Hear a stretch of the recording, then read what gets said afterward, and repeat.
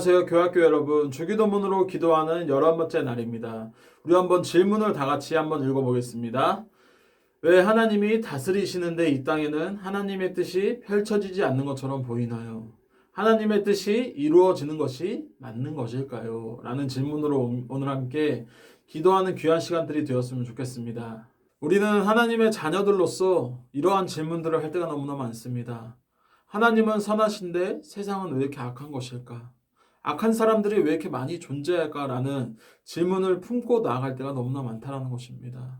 하나님은요, 세상을 만물을 창조하시고 하나님의 뜻대로 하실 수 있는 분이신데 세상은 왜 이렇게 악하고 악한 사람들과 악한 세상 속에 우리는 살아가고 있는 것일까라는 질문을 우리 그리스도인들이 항상 품고 살아간다라는 것입니다.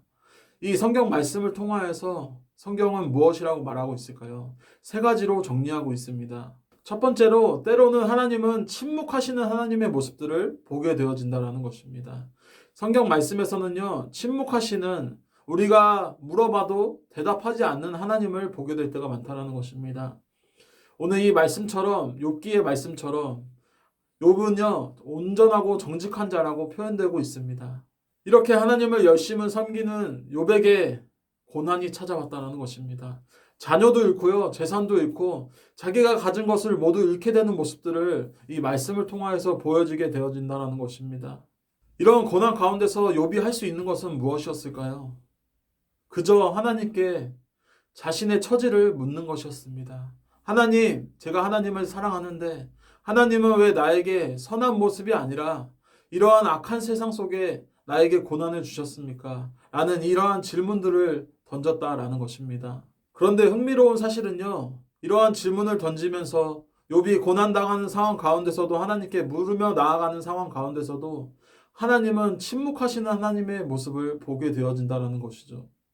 하나님은 대답하시지 않는 하나님의 모습을 보여줬다라는 것입니다. 두 번째는요, 우리는 하나님의 뜻을 다 알 수 없다라는 것입니다. 온전한 하나님의 계획과 뜻을 우리는 전부 다 알 수 없다라는 것이죠.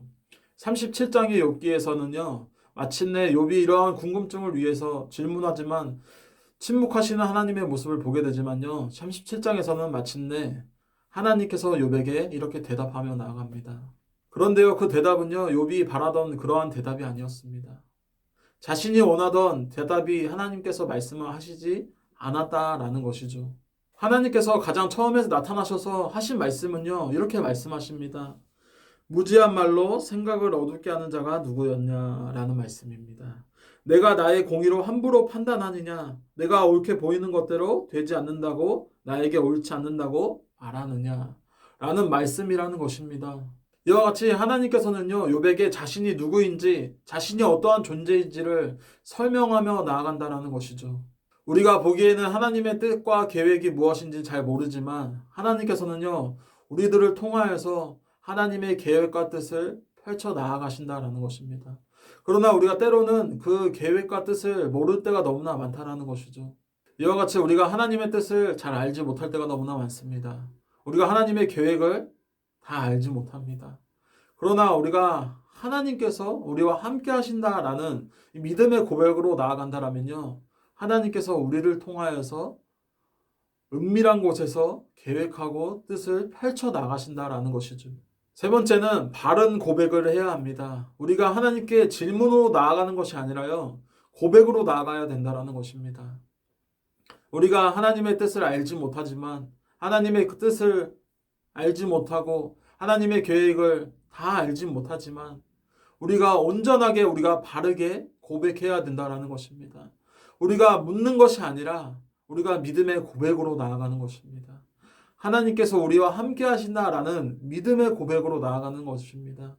하나님, 나와 함께 계신가요? 라는 이러한 물음이 아니라요, 하나님은 나와 함께 하십니다 라는 이 믿음의 고백으로 나아가는 것을 말하는 것과 같다라는 것이죠. 진짜 마지막으로 우리가 하나님의 뜻과 계획은 다 알 수는 없지만 우리가 생각하는 것보다 그 2배, 3배, 수십 배 하나님께서는 더 좋은 것으로, 더 좋은 길로, 더 좋은 계획으로, 더 좋은 뜻으로 이루어 가시는 하나님이시라는 것을 믿음의 고백으로 나아가시는 귀한 오늘 하루의 시간들이 되었으면 좋겠다라는 것을 말씀드리면서 이 시간 우리가 함께 기도할 때요.